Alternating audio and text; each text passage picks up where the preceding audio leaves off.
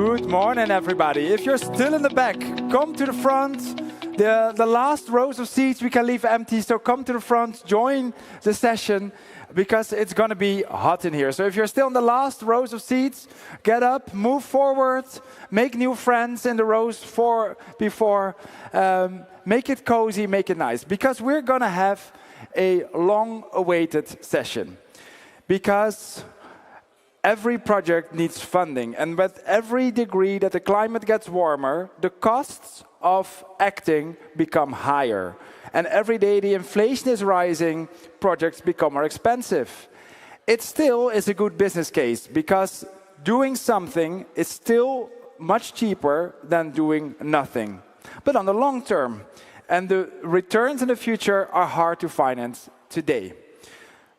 Is there a problem of a lack of money, or is there a problem of a difficulty of getting money to move? That is the big question. And to what extent does that require rethinking the way we think? I myself, on the side of this job, I am the chair of a NGO. We want to replace prisons by something better, and we are very used to look for charity. They give us money, but that is more difficult. Subsidies are drying up. Philanthropy is also not getting so easy. So the philanthropy that is left is like the Serengeti in the dry season. Everybody crowds around the few last water holes, and it's very crowded there. When preparing this session, I thought to myself, why are we looking for philanthropy? We are challenging a public system that has a lot of money in it. We claim we can do it better for the same amount of money. We have a business case. So just as an experiment, I made a pitch deck to the EIB. I will show it to them in the break. So a little bit of rethinking of how we think about money might open doors that were previously unlocked, or maybe we didn't even see before. So in this session, we are going to look at how we look at finance. We have 5 cities that propose to you and pitch their business case. It's not so much about what they do, it's about what is the financial model and why do they think they are bankable. We have 5 experts from the whole wide range of the financial world to give advice to these cities. Are the projects bankable? How can they make them more bankable? And what should they do to get the money flowing for their project? And we hope it inspires you to go home and say tomorrow, Monday at the coffee machine to your colleagues, hey, about finance, there's one thing we should do different from now. So that's, hopefully you go home with one of those ideas. At the end, of course, we ask what it is. We want to hear your opinion again. So can we go to the voting system? And of course, we want to hear your, I'll go out of the way of the QR code and you can take a picture. It's the same QR code as yesterday. Continuation is very important in projects.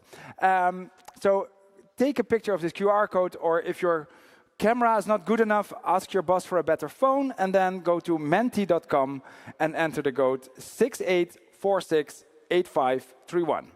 68468531, and you'll get to our questionnaire. Can we go to the next question in this one? Or I have to forget my, I don't have my remote ready. Can we? Yes. So here the question is, where do deals most often die? Do you say, well, there's not a bankable structure. The problem is too many decision makers. There's no alignment in who does what. The political cycles are shorter than infrastructure timelines. They don't match. The revenue model does not make a business case, so there's not enough revenue coming in to make it financeable. No one dares to take the risk, or public authorities don't look for finance well, or they don't speak the financer's language, so they can't get it moving. While you answer this question, I'm going to get forward our range of experts. Going to get a big round of applause for Gilles Badeau, Elena Gordieva, Alberto Francesco Anfosi, Simon Castres Saint-Martin, and Delphine Kenyar.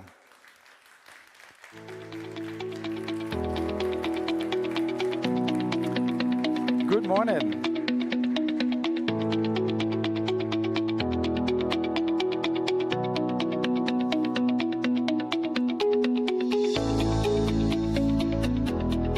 Good morning. Gilles Badeau, you're the director of the Public Sector Lending Department at the European Investment Bank. That's, I can say, the public bank of the European Union, and you give loans to public authorities for financeable projects.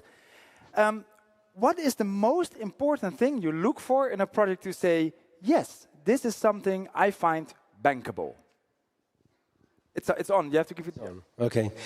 Let's say the EIB is a particular institution because we are a bank and we are a European institution. So we look at the soundness of a project on an economic point of view, if technically it has been well prepared, if, of course, the procurement has been done properly. And on the other side, we will look at the financial risk, as we do for each of the projects. So it will depend on who is the borrower, what are the revenues from the borrower, and of course we will look at the credit aspect as a normal bank will do. So if you want, there are these two elements. So on top of what a normal bank is doing, we are also insisting on the quality of the project, its sustainability and its impact for the green transition. I think it's key. What is mostly missing? Did you get the project files on your desk, and what is the one thing you think, this I miss? You know, it depends. It depends on the typology of project. Most of the time, what is important is that to make sure that the project is properly sized for the community that it's supposed to serve, and then you know it's a very broad topic that you're raising. But let's say that you've got the economic point of view that is very important. And how to best structure the project, and for that we have also advisory services that are useful that can help shaping and structuring the project. Do you get much more projects on your desk than you can ever finance, or are you really looking for more things to finance? Let's say, you know, every year we are financing throughout Europe. I'm speaking about my department, around 31 billion euro of project, which is quite heavy. I think that, you know, we are a bit constrained and limited by the type of project we can finance, because on our side we are also the climate bank, so we want to finance projects that are going in the right direction for climate change. So in fact, we are a bit constrained by the eligibility, but let's say that no, we could do a bit more. Okay, well then we encourage people today to really get more projects on your desk tomorrow. Elena Gordieva, you're the Director, Head of Infrastructure Europe at the European Bank for Reconstruction and Development, the EBRD. In what way are you different than the IEB?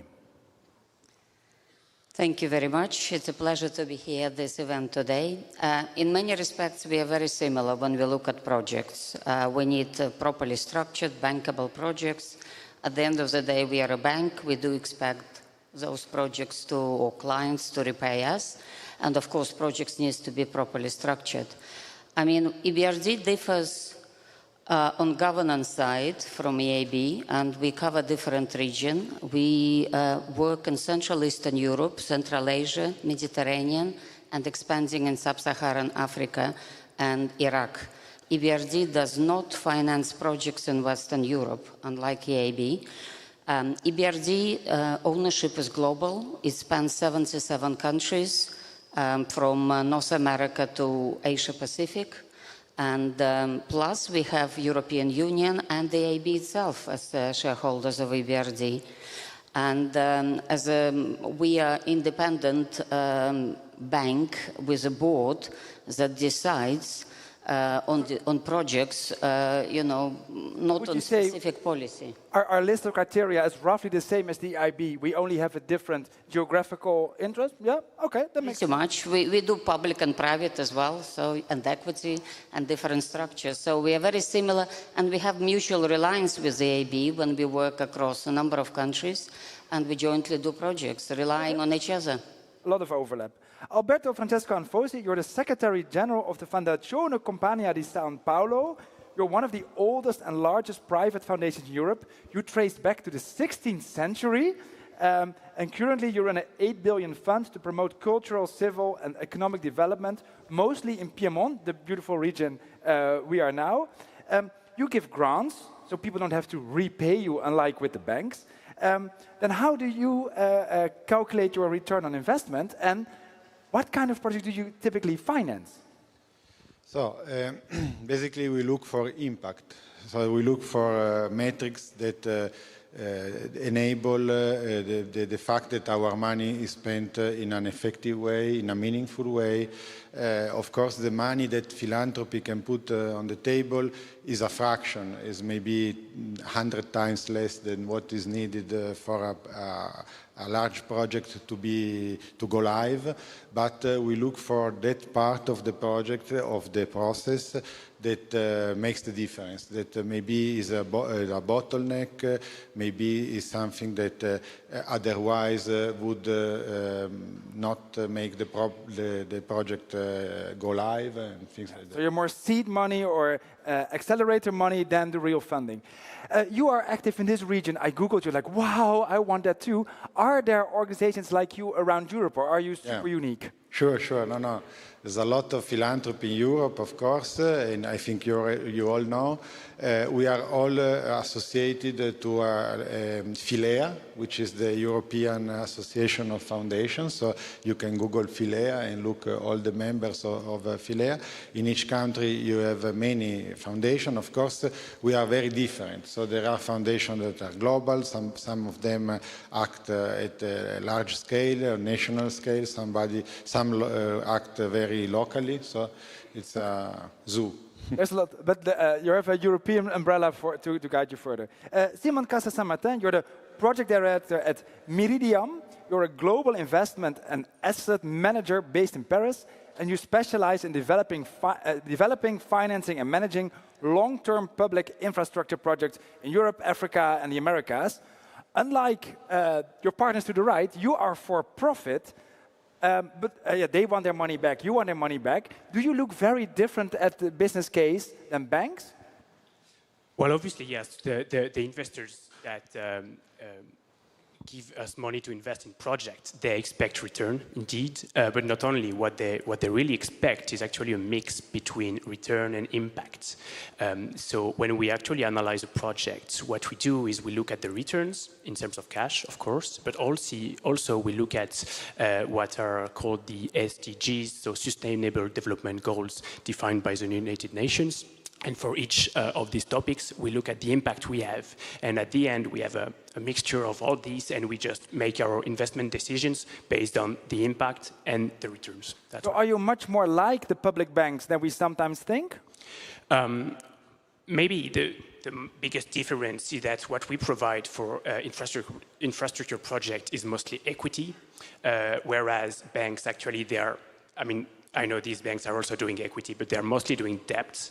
And so the difference between equity and debt is that if things ever go wrong in a project, they are repaid first. Like, debt is repaid first. So they will accept a lower interest rate. However, equity, we are repaid last, or at least at the end of the process. So for this premium risk we are assuming, we are actually expecting a slightly higher return indeed, yes.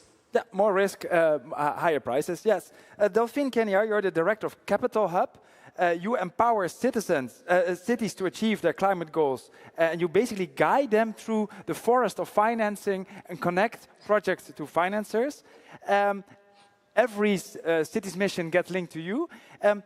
What is the biggest misconception you see in cities for how they look for money and where they look for money? I think the biggest misconception is that cities would tend to think that capital follows the good ideas first, the big transformational project in a city, where in fact investors would be looking for clear governance, clarity of execution, low execution risk, speed of deployment, and of course returns. So this disconnect, because of course investors are interested about impact, we've just heard it, but the first step is just to reconnect exactly, not just come with the idea, but then, Can we see the results from the question we had? I once did an event for nature conservationists and banks, public and private, and they were like sniffing each other a little bit, and they had to really learn each other's language and each other's way of working. It was more a cultural thing, and the banks said, we want to finance you, we just don't know how. Is that the same for cities? Yes, I think it's absolutely the same. You know, there could be a little bit of, you know, queries from the cities. Are those people asking questions because they want to take some ownership away from me, and from the investors? But this thing is not going to work if I don't get the information I'm looking for. So there is some, let's say, connection, financial connection to be done, but it starts very simply, you know, scoping, clarifying who does what, the governance, the execution project. And we see a lot of it's about the time. Political cycles are much shorter than infrastructure takes longer. Is that something that can be bridged? It is true, but I think with the right engagement, investors are quite generous of their time. It needs to be structured, and that's what we are trying to offer. Okay. Well, then let's see if we can bridge the gap between cities and bankers. Let's bring out our cities that have something to sell. Can I get a big round of applause for Antwerp, Sarajevo, Guimarães, Vilnius, and the multi-city joint procurement?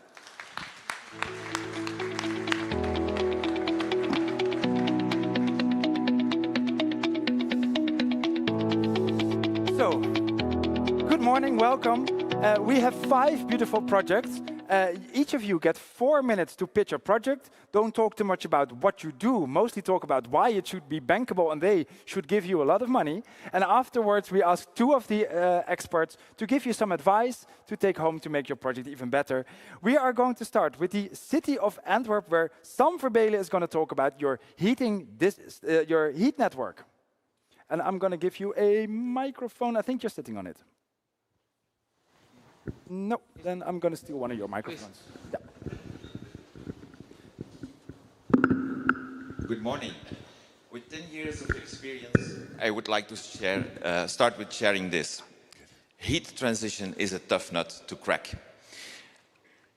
So in Antwerp, we decided to stop treating it as a set of projects and start treating it like what it really is, a city system. A piece of infrastructure that is built to scale. And here is what it means for us. We are aiming to replace 355 gigawatt hours of fossil fuel heat. That's roughly the demand of 35,000 homes. That reduces 71 kilotons of CO2 each year.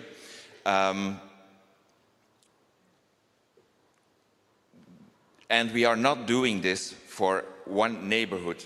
We are building a citywide system around 6 clusters that can be supplied by several baseload heat sources, supported by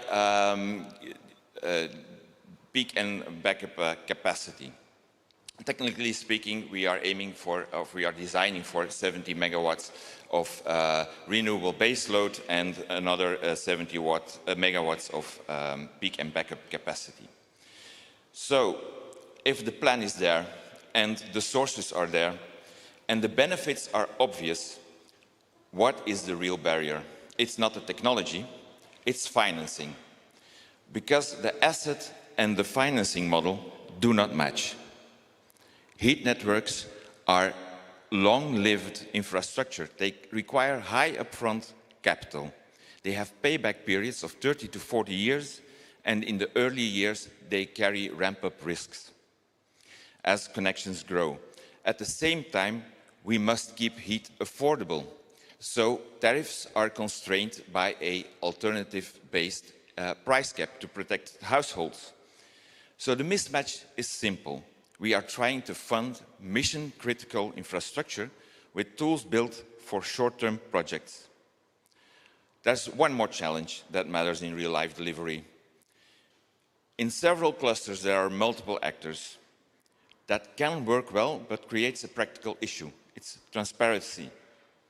So our approach is to emphasize a clear partnership and governance model with our distribution system operator and a strong coordinating role for the city to align actors around long-term performance and public value.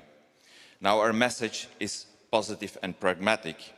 Cities are ready, the systems are defined, the public value is clear. What we need is financing that fits the reality of heat networks. programmatic, long-term, risk-sharing instruments, not fragmented one-off support. And in practical terms, if we want scale while keeping heat affordable, we need around 30% of co-financing for heat network infrastructure to reach bankability. Heat networks are not just projects. They are the backbone of climate-neutral cities. Thank you. Wonderful. Big applause. Stay with us. Gilles, I think this happens around Europe, especially Northern Europe. Every city is looking at city district heating, and every city is struggling getting it financed. What are your experiences in how to unlock finances? Yeah, I think that, you know, the topic of district heating is very important because it's a way to use the energy that is produced by waste to energy or by data center, and to offer this heat to the citizens in a very efficient way. So it's really part of the green transition. So we are happy to support this type of project. We've got numerous examples that we are supporting. I'm thinking about Riga, thinking about Klaipėda, Stockholm, Paris. So there are cities that are structuring their district heating systems. The most important thing is how to structure it. I mean, you know, I'm responsible for public financing, so I finance municipalities or municipal companies, but we can also do this through SPVs, through schemes that is delegated to the private sector, in which case we would need some equity from investors like Meridiam. But what is important is to have a clear view of how the project is structured, what are the sources of revenues, and who is taking the risk. Because this is the way we have to start in order to have a proper long-term view on the project and to see how the loans will be repaid over time. So let's say that we try to offer financial solutions to each of the situations that we meet, and we adapt ourselves to our clients, to their needs, and to the structure they've put in place. So that's the way we tackle this sector, but for us, it's a very important sector, it's eligible for our intervention, and we are more than happy to support this type of projects. Yeah. Elena, what advice would you give to make it more bankable? Thank you. I think it's absolutely right. District heating is capital-intense projects. Affordability is important, and therefore tariffs are capped. We have a long payback period, so it's essential to involve, and I would echo, a system-level approach where you engage with different suppliers, where you work and set the framework correct, reliable, that investor can trust on a long-term planning basis, that municipal ownership is also an option and should be explored as part of those large-scale projects. Similarly, for municipalities, it's important to drive and be decisive, to play a decisive role here and de-risk those projects. It can be done by addressing anchor demand through connection to public buildings, for example. It could be through contributing to initial planning development costs. It could be through streamlining or supporting permitting for companies and working with different players, as well as, again, equity. Equity is important, and to bring funds like Meridiam and the likes. So tariffs alone cannot cover the CapEx costs, but it's important to work with different players and blend financing from different sources. And for example, again, there are government programs in different countries that support various aspects like innovation, digitalization, that is feasible to apply and obtain. There are EU funds that support programs and provide financing for this through concessional loans, grants, or just funding.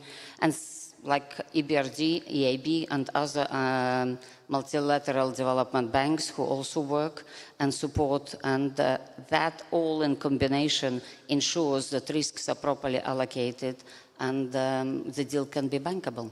Wonderful. Sam, is this advice you can work with?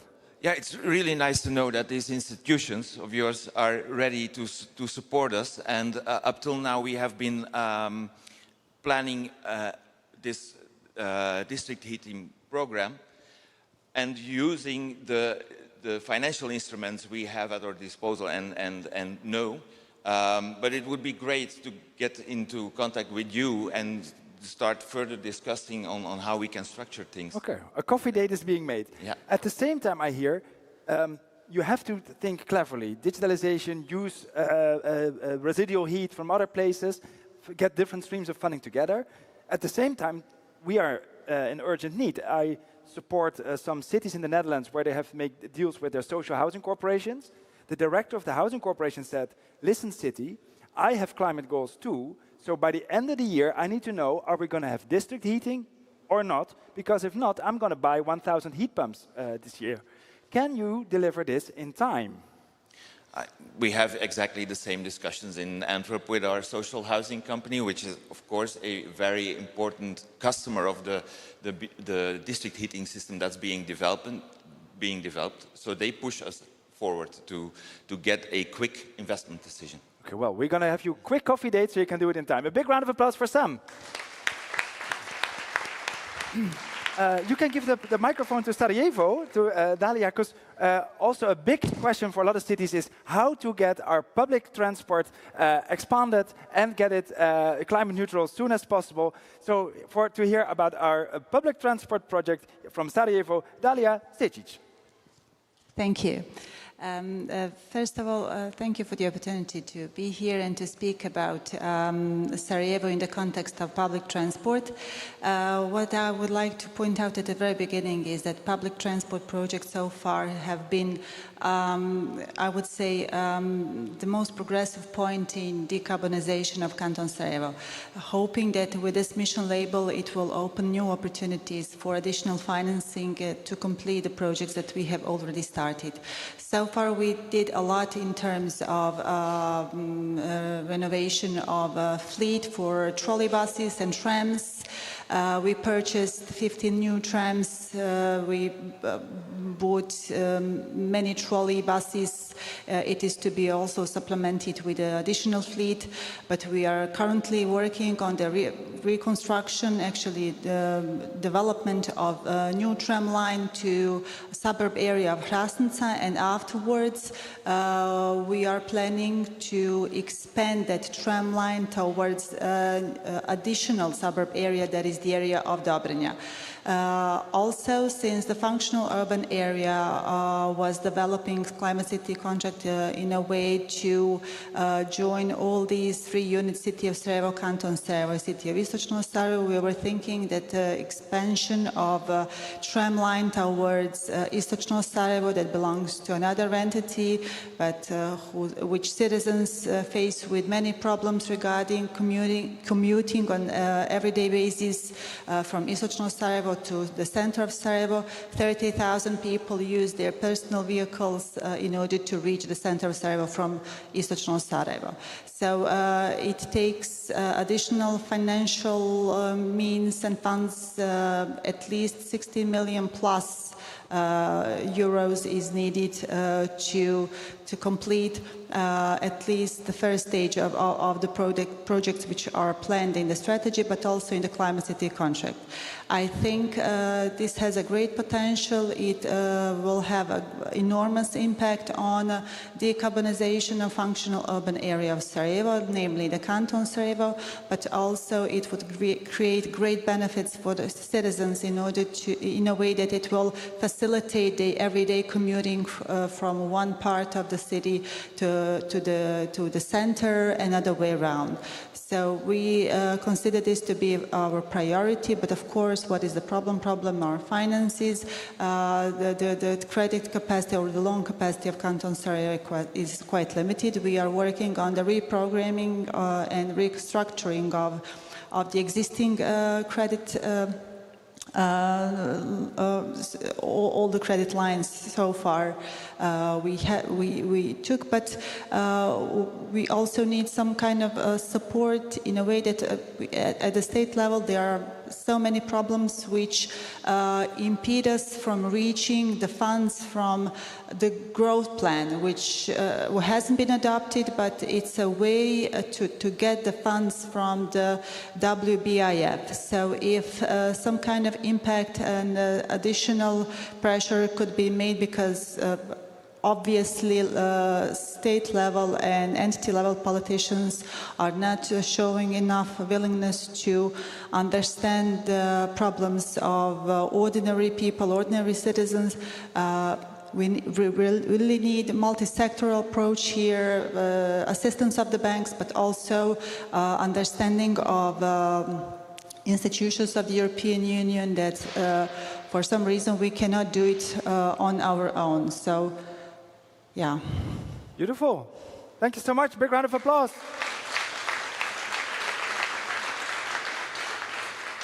Elena, you have financed public transport in Sarajevo before, so you have experience. What advice would you give them for their governance to make their projects more bankable? Thank you. Indeed, Sarajevo is a long-standing partner of EBRD, and we financed a wide range of projects across different municipal sectors in water, in energy efficiency, in buildings, in public transport, of course. In public transport alone, we provided 5 projects, just under 100 million, supporting the purchase of rolling stock on trams and trolley buses, ensuring comfort and green credentials of the city, as well as rehabilitation of tracks and extension of tram tracks, as well as supporting digitalization as part of this with the traffic systems.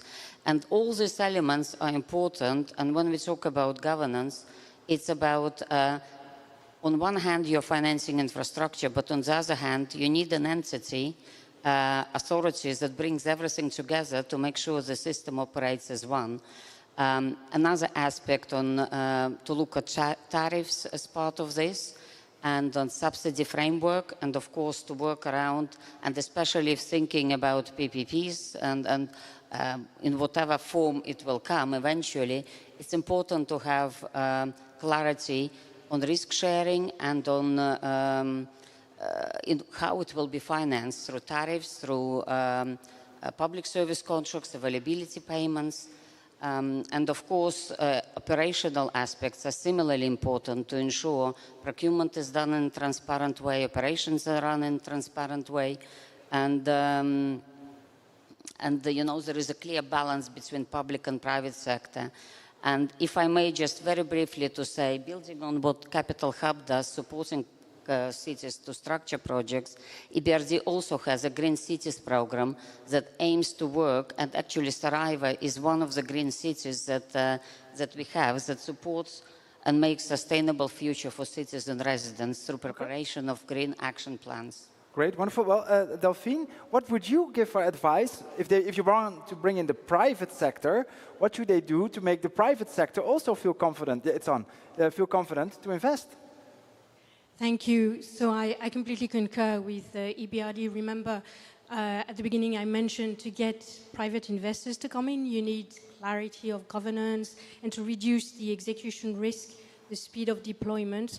The more information is provided in terms of simply, you know, who are going to be the entities, who are going to own the trams, operate them, what is going to be the demand, risk exactly what type of volume, what is expected in terms of traffic. So very simple, you know, information, and maybe stage them, because here it looks like a big project over time. So maybe increasing confidence of the investors by saying, I would expect this from you at this stage, and then from this other type of entity, perhaps a public one, with a longer perspective. Really outlining who would take which risks would be very helpful. Yeah. Is that advice you can work with? I fully agree with the advice that you provided now, I would be more than happy if regional and higher level authorities would accept these advice, because I think that the form of public-private partnerships would be the best solution in order to integrate all the ideas that you mentioned so far, because the risk would be shared. The risk wouldn't be only on the part of the public sector, but also at private sector. I think it's a perfect balance and a perfect option for the solutions to be found in next future. However, we do have some problem in terms of understanding of public-private partnerships.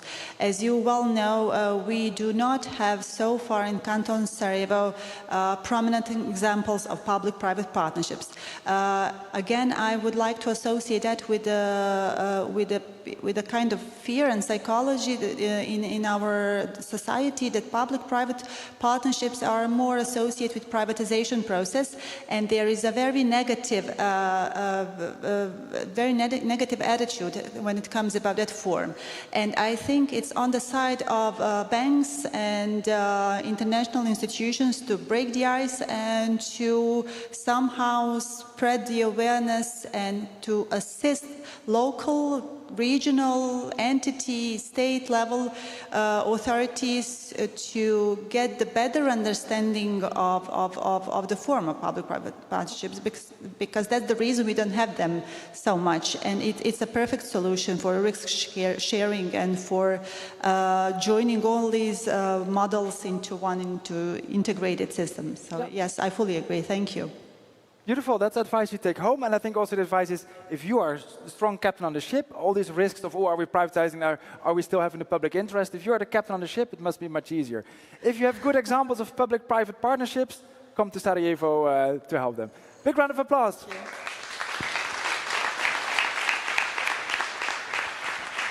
Yeah, these are all projects that have a ticket machine at the entrance or at the heating. How do you finance something that does not have a ticket booth at the entrance? We're going to hear about the green belt from Guimarães from Alberto Martin.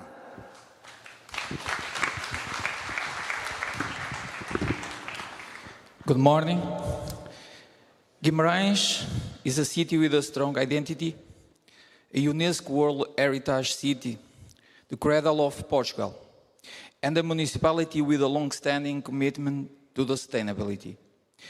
But behind this history, we face a very urgent challenge, one that many European cities are also experiencing. Our cities are becoming hotter during summer, rainfalls are becoming more intense during winter periods, green space and biodiversity are under pressure, and our citizens' health and well-being increasingly threatened by extreme climate events. In Guimarães, the data is clear. Between 2013 and 2023, the share of municipal territory recording surface temperatures above 35 degrees Celsius increased from 11% to 42% in only one decade. This trend is strongly linked to the expansion of impermeable surface and the loss of vegetation. And it shows us that climate adaptation is no longer something for the future. It is something you need to act on now. This is why the Guimarães Green Radial Strategy is so important.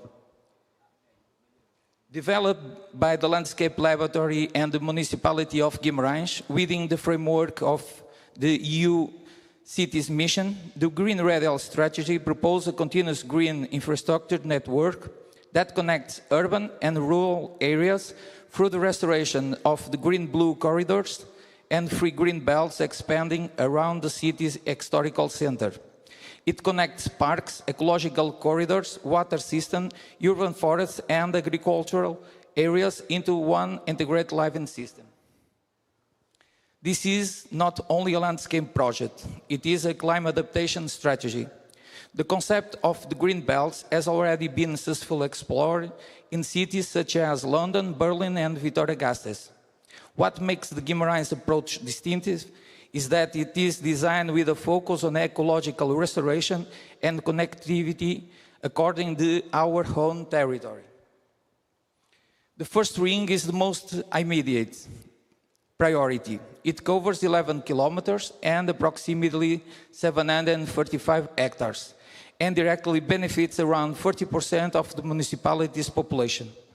Its estimated budget is 2.8 million euros. The first ring connects existing green assets through new green corridors, proximity parks, and natural base intervention. The second ring expands this logic further, connecting the urban center with the peri-urban and regional landscape, including rivers, forests, and agricultural land. To bring this vision closer to the implementation, the Green Belt project is being developed with the support of MIP for Adapt, European platform connected to the EU mission on adaptation to climate change. This support helps Guimarães structure the Green Belt as a strong adaptation project with a clear technical basis, measurable climate benefits, and the condition needed to apply for future funding. Our current goal is to attract the investment required to make this Green Belt a reality. The benefits are clear: reducing urban heat islands, enhancing water conservation, capture carbon, restore ecological connectivity, and improving daily access to natural for thousands of residents. And this is what makes the Green Radial strategy so powerful. This is a strategic project built on evidence and designed for impact. Every decision is grounded in the climate data, solar exposure analysis, soil mapping, and biodiversity as assessment.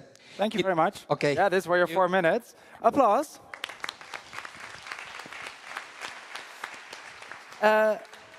Simon, from a private perspective, what advice would you give? Because, I heard a lot of benefits, ecological, social, etc., but I heard nothing about revenue, and squirrels don't pay taxes or entrance fees. So how would you look at this from a private perspective?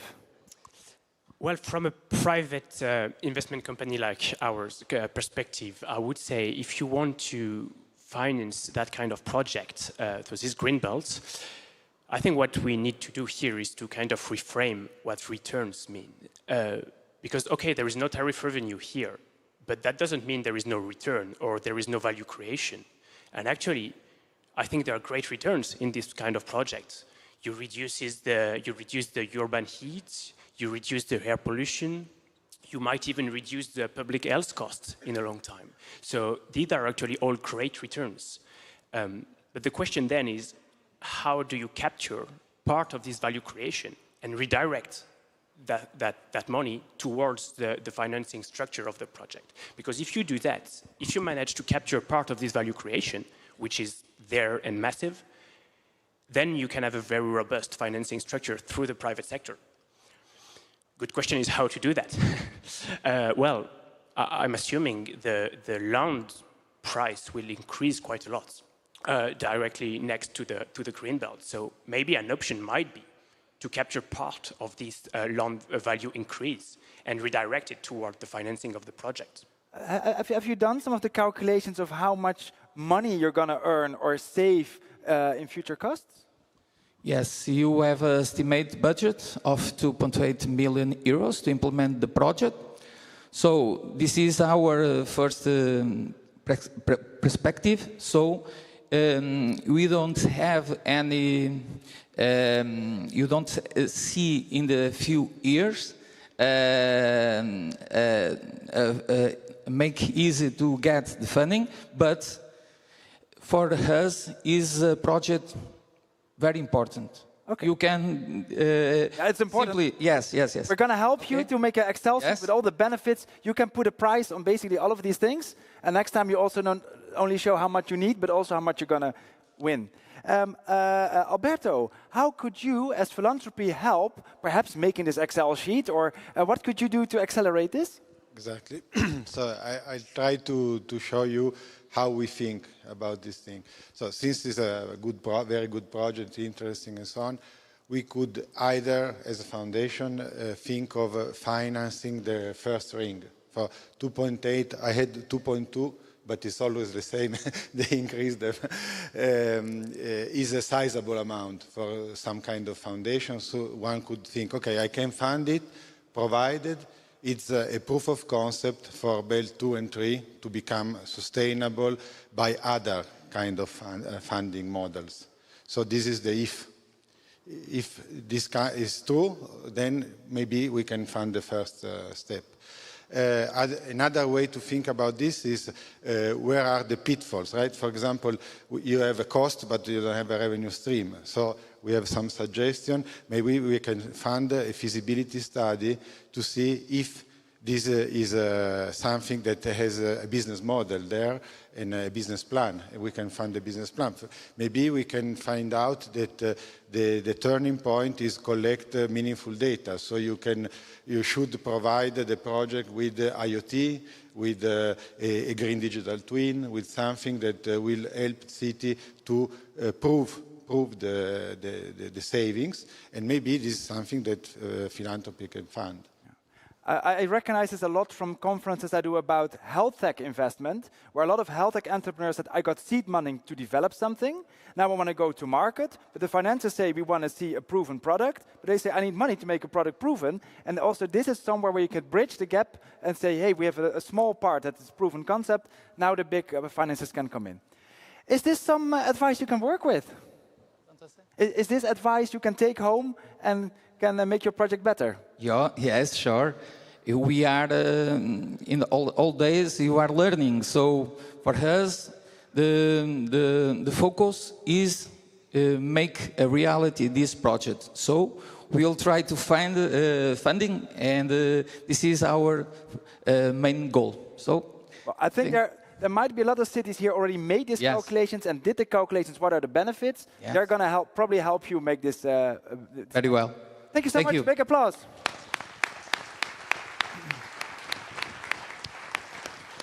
Yeah, and now we go to Vilnius because they want to set up a climate fund.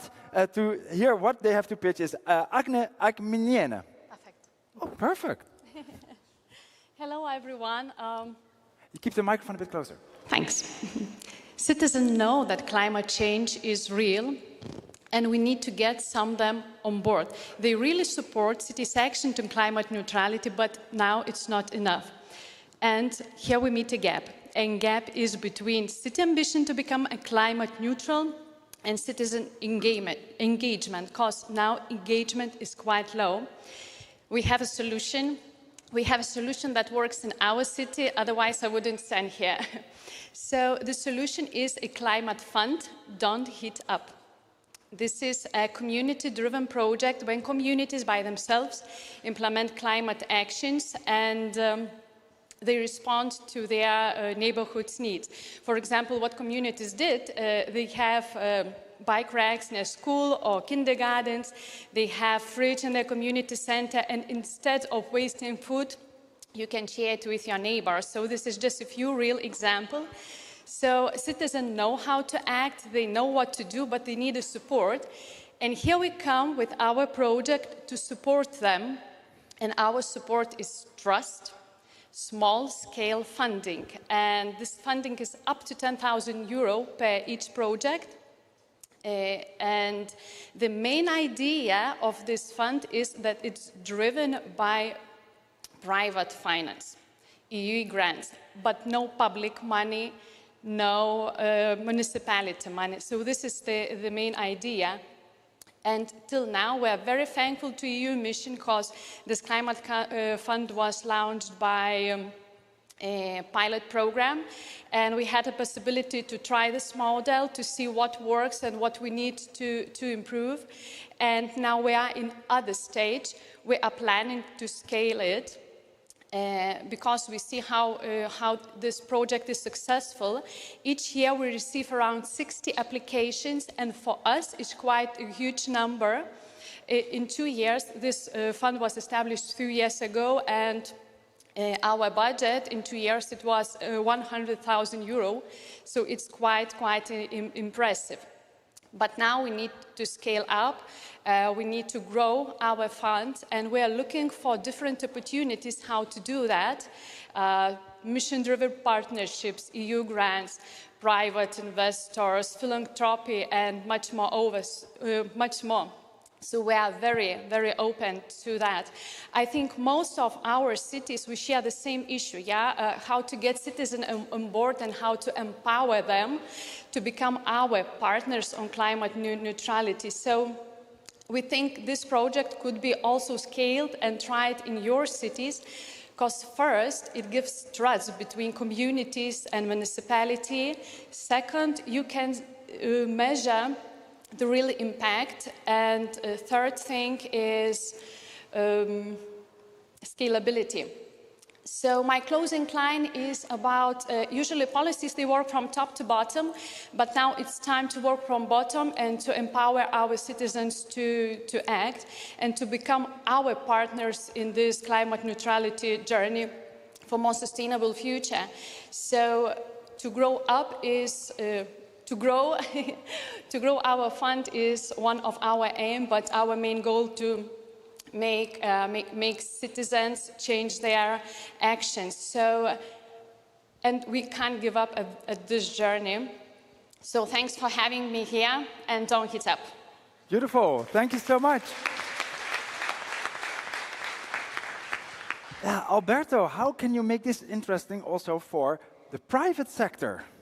Yeah. I think that the main point here is to build on trust, so make it even more, since you have the public sector there, so it's already a good signal of trust. If you want to crowd in more private sector, you need maybe to work more on the governance side, on the transparent evaluation of projects, how you do the call, how you select projects, and so you could reach a 4P project, no? Public, private, philanthropic project, where the philanthropy can help in the governance of the system, if the goal is to get the basket larger. Another way is to work in the sequential funding. So this can be seen as a seed fund. Then you can have a follow-on fund, and maybe it's not that follow-on could be not a grant but a blended finance. But of course, you have to design the project from scratch to be of that kind at the end. Yeah. Delphine, but what do we need to do to really make this a big fund? To make it bigger. So if you want to stay true to the initial intention, it's very important to, yes, clarify what the fund can do and wants to do. If, for instance, you're open to get seed funding from private equity, for instance, it may not be the case. There are some funds, for instance, who are trying to achieve similar things and restrict access of capital to different sources. So think about who could be funding the fund and how you could attract them. Because philanthropy or private equity is not the same thing than you grant. Then I think we could really help with thinking about the pipeline, because this is also how the fund is going to operate in practice. And there will be some ways to make the fund maybe more permanent in its funding, even from philanthropy or from the initial, let's say, funding you receive. The problem is you want to scale. So having some kind of a revolving structure that is attractive would require to have the adequate pipeline to feed, you know, the fund. And that's quite easy given, you know, the enthusiasm of clearly, you know, the city and what citizens want to achieve. That it's a fund from a risk perspective. I see two things. On the one hand, I think a fund is less risk because you put your eggs in a lot of baskets. On the other hand, I see more risks because I have to assess the risk of each basket. How do you do the risk assessment for a fund compared to one big project? I think, you know, what usually funds try to address is aggregating different projects and allowing a city to clarify their strategy of a particular, you know, theme here. Clearly, you want to have a community-led voice being heard. So I don't think it's more complicated. It's just, you know, making very clear in the governance what is the voice of these citizens, who you are prepared to have as partners alongside, and then open up gradually as you scale. Okay, well, Agne, is this going to help you? I hope it really will work. Thanks for your ideas and sharing.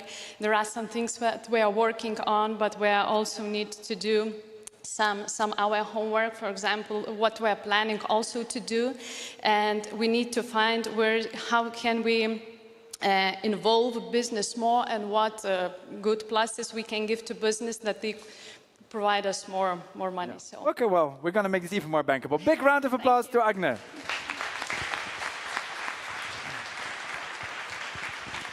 And lastly, we do not go to one city, because a few cities thought, what if we do joint procurement? Then we're much bigger on the market, we probably have a much bigger voice and get a much bigger, better deal. How this would work is presented by Tommaso Busso.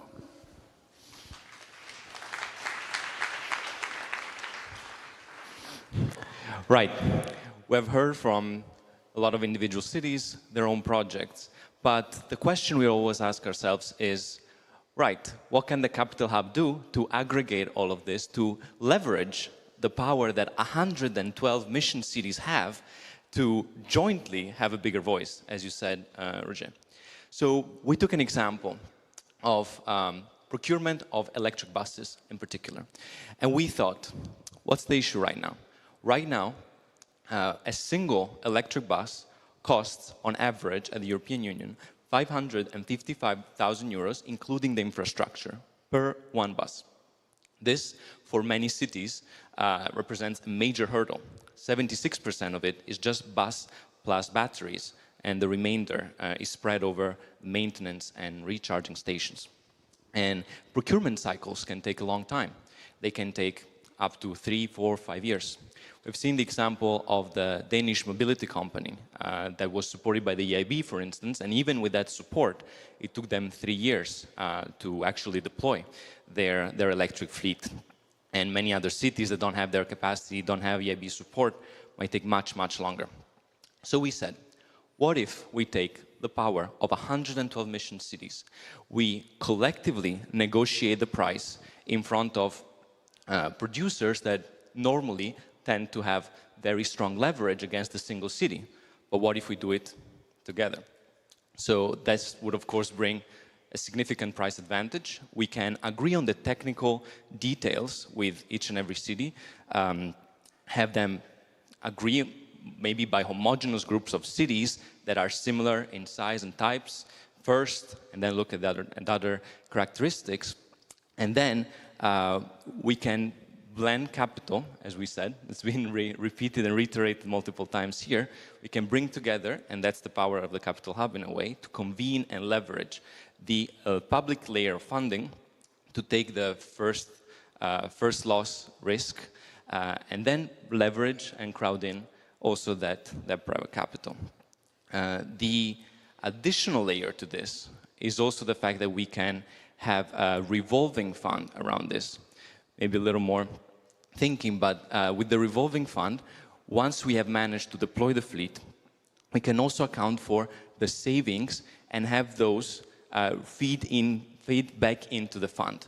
So the savings compared to having diesel, for instance, because electricity, as we know, electric buses are much more efficient also in production, but also the savings of the collective procurement and the like can all feed into this revolving fund that self-sustains itself and then provides substantial creditworthiness that can attract in more private investors.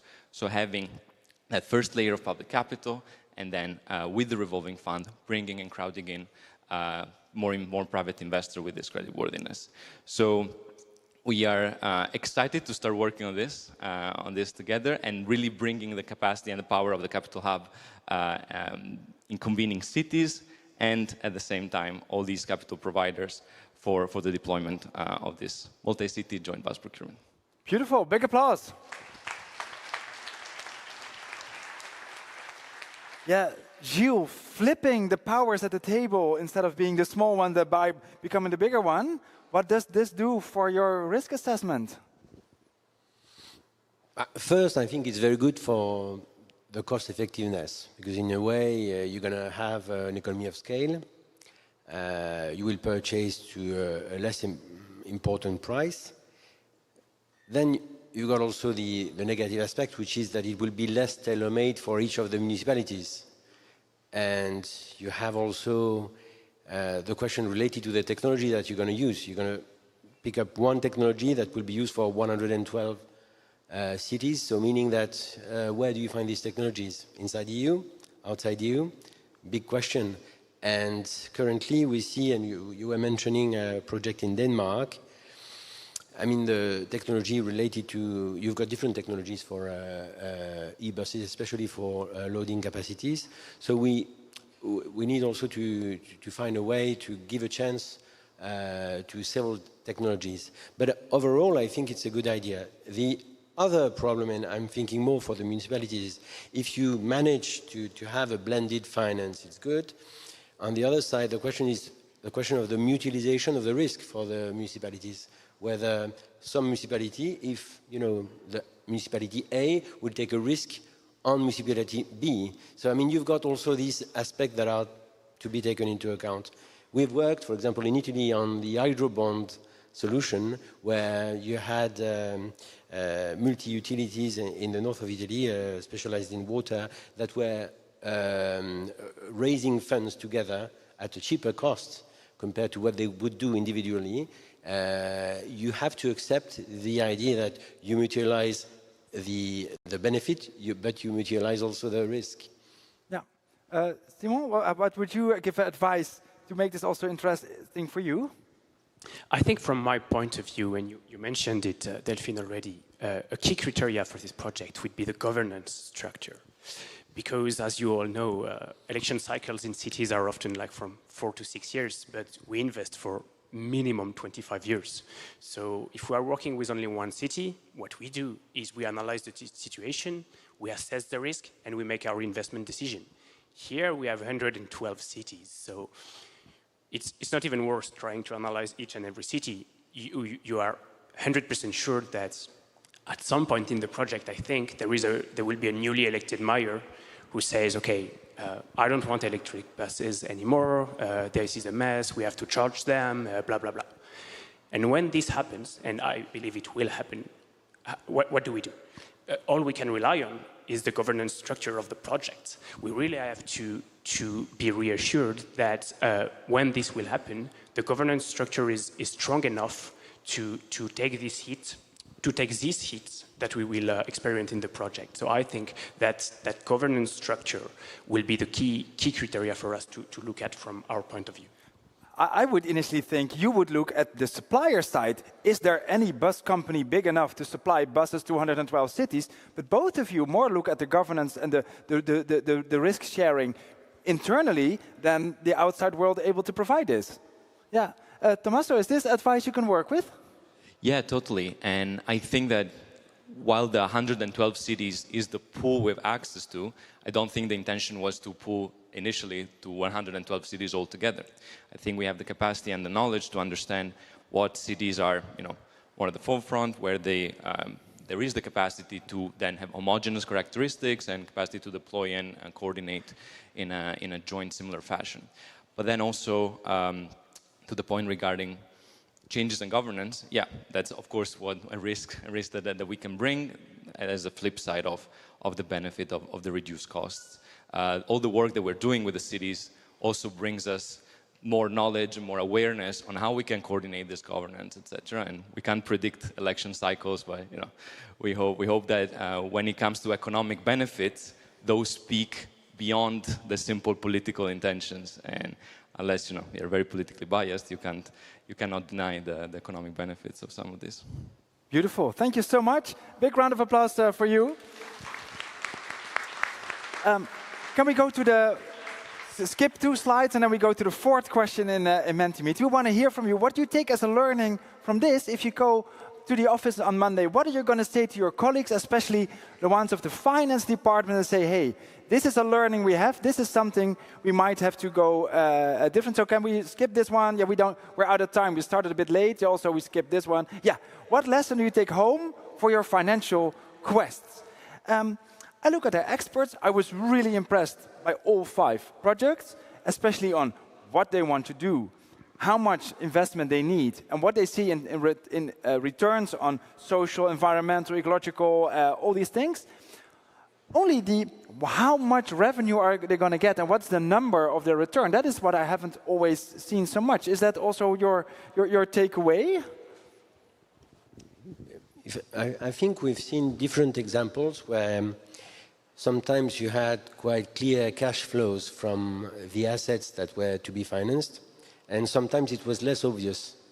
And this is exactly why you've got public authorities, in fact.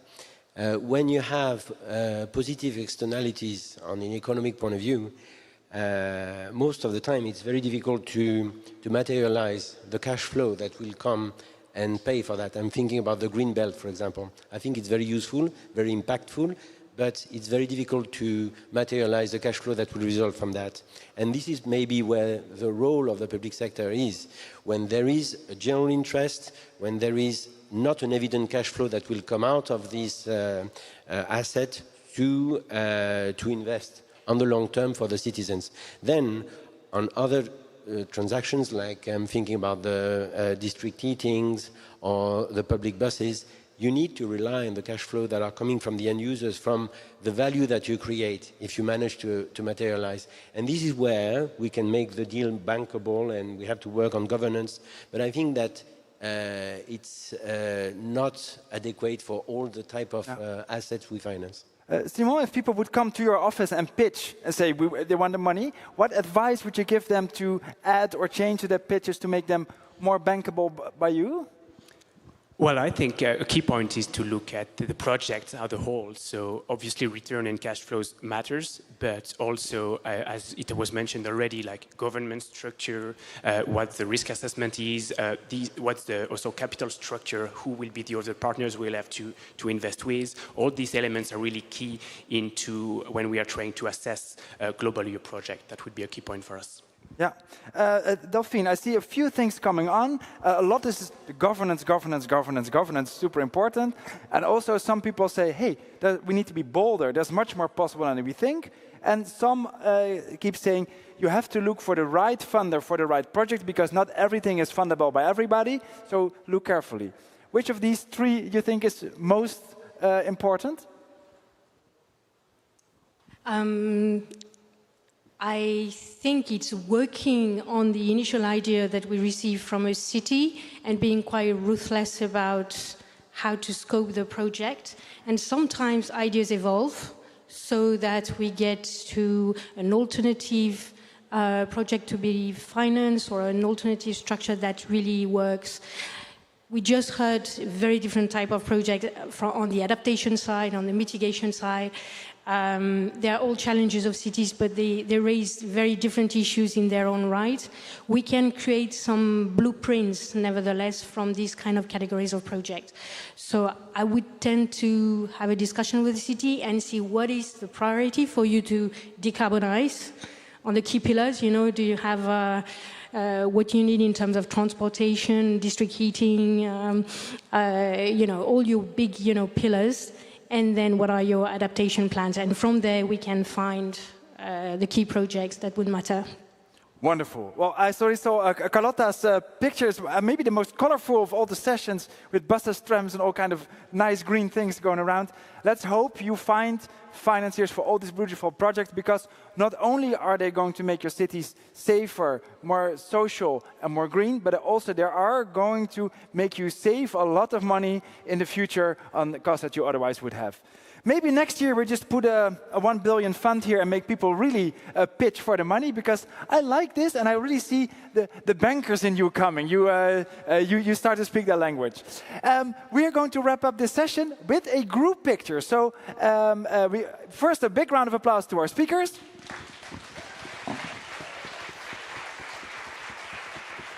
And then I'm wishing you all the luck also making your project more bankable. And now everybody come forward, as much forward as possible. Then the photographer will join me on stage.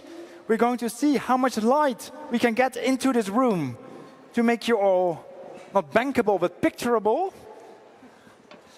And I would say, yeah, you join them, go join them. Also you.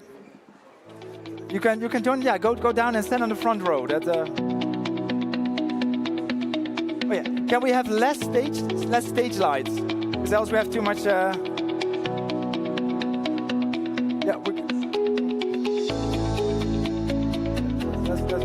Let's kill them all together. Yeah. Yes. Yeah, I think it's. Oh. Do we have some light here in the front? But I think that's going to be difficult. You just have to really use your flashes for this. So come forward, and like with every photographer, if you can see the camera can see you. So make sure you can see the camera. Oh yeah. Oh yeah. And go really into the seat aisles, because if you are out of the chairs, you're out of the picture. So move closer together. Squeeze in, we're all family.